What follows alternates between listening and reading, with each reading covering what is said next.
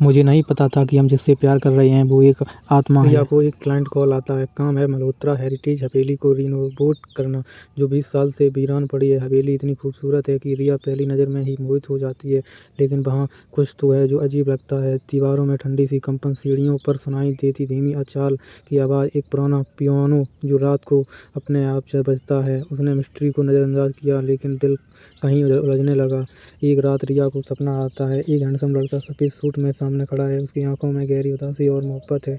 वो कहता है, तुम आ गई हो, मुझे बहुत इंतजार था। रिया चौंक कर उठती है, लेकिन अगले दिन हवेली में वही परफ्यूम की खुशबू महसूस होती है जो सपने में थी। रिया पुरानी फाइल्स और अखबारों को खंगालती है। वहाँ उसे विवान मल्होत्रा के बारे में पता चलता है इस हवेली का मालिक अरबपति व्यापारी, लेकिन उसकी रहस्यमयी मौत आज तक एक अनसुलझी पहेली है। वो अपनी सगाई के दिन मर गया था। लोगों ने कहा आत्महत्या, लेकिन सच कुछ और था। अब रिया हर रोज़ विवान की आत्मा से बातें करने लगी, कभी पियानो पर, कभी हवेली के बगीचे में, कभी उस कमरे में जहाँ उसकी मौत हुई थी। विवान ने बताया कि उसे उसके मंगेतर ने धोखा दिया था, सिर्फ पैसों के लिए, और अब तभी उसकी आत्मा इस हवेली में बंध गई। रिया को उस आत्मा में सच्चा प्यार दिखा, बिना शरीर के भी छुए भी उसका दिल धड़कने लगा। विवान के लिए रिया जब घर जाती तो माँ बाप और दोस्तों की उसकी हालत अजीब लगती। वो कहती कि उसे किसी से प्यार हो गया, लेकिन नाम नहीं बताती।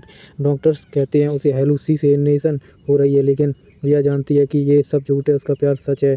एक रात हवेली में तेज आंधी तूफान आता। रिया दौड़ती हुई हवेली जाती है। वहाँ विवान खड़ा होता है।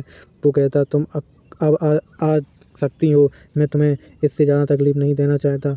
लेकिन रिया कहती है, अगर मेरा प्यार सच्चा है तो मैं तुम्हें अधूरा नहीं छोड़ सकती। मैं भी गहरी तुम्हारी तरह अमर हो जाऊंगी, बस तुम्हारे लिए। रिया उसी कमरे में मोहब्बत के बीच बैठती और अगली सुबह हवेली खाली पाई जाती। रिया सेन रहस्यमयी तरीके से लापता। मल्होत्रा हवेली फिर से बंद कर दी गई है। विवान के लिए एक लाइक और सब्सक्राइब तो बनता है।